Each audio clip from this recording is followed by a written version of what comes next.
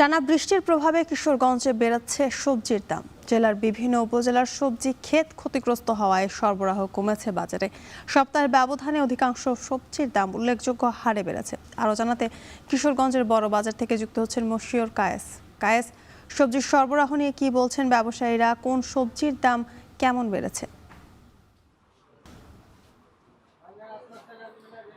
যদিকার সবজির যে সরবরাহ সেটি টানা যে বৃষ্টি চলছে কয়েকদিন যাবৎ সারা বাংলাদেশেই, কিশোরগঞ্জেও কিন্তু এর কমতি নেই। কিশোরগঞ্জেও কিন্তু কয়েকদিন যাবৎ টানা বৃষ্টি এবং পাহাড়ি যে ঢল রয়েছে সেগুলোও কিন্তু নেমে আসছে কিশোরগঞ্জের বিভিন্ন যে উপজেলা পর্যায়ে যে সবজির ক্ষেতগুলো রয়েছে, অর্থাৎ সবজি চাষিরা, তারা কিন্তু সঠিকভাবে সেই সবজি আসলে সেখান থেকে উত্তোলন করতে পারছে না এবং অনেক সবজি কিন্তু সেখানে নষ্ট হয়ে যাচ্ছে, যার ফলশ্রুতিতে কিন্তু এই যে পাইকারি সহ খুচরা বাজারে কিন্তু সবজির সরবরাহ কিছুটা কম, যার ফলে দাম কিন্তু বেড়েছে। আমি যদি একটু বলি যে সবজির মধ্যে চিচিঙ্গা গত সপ্তাহেও কিন্তু বিক্রি হচ্ছে 20 টাকা, সেটি কিন্তু এখন 60 টাকা কেজিতে বিক্রি হচ্ছে।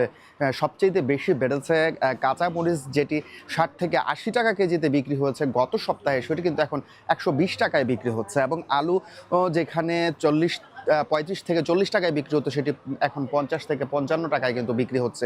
এছাড়াও যদি বলি যে পেঁয়াজ আর রসুন সহ করলা, ঝিঙ্গা সহ অন্যান্য যে শাকসবজিগুলো রয়েছে প্রত্যেকটি কিন্তু আসলে কেজি বেঁধে কিন্তু সেগুলো কিন্তু 10 থেকে 15 টাকা 20 টাকা পর্যন্ত কিন্তু বেড়েছে।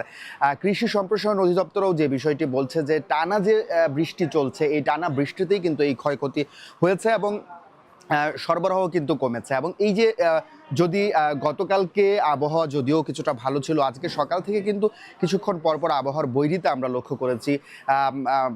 সংশ্লিষ্টরা যে বিষয়টি বলছে, যদি আবহাওয়ার এরকম বৈরিতা থাকে সেক্ষেত্রে বৃষ্টি না কমা পর্যন্ত, অর্থাৎ রোদ না ওঠা পর্যন্ত কিন্তু শাকসবজির যে দাম বেড়েছে সেই ঊর্ধ্বগতি, সেটি কিন্তু আসলে কমার সুযোগটা খুব একটা নেই।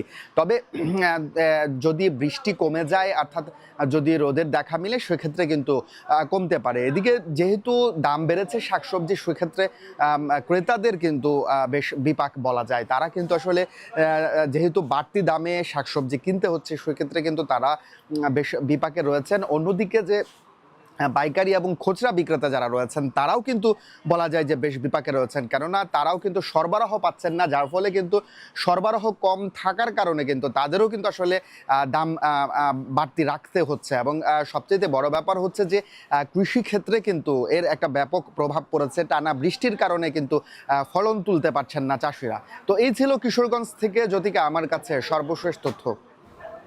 সবজি বাজারের খবর জানাতে যুক্ত ছিলেন মশিউর কায়েস।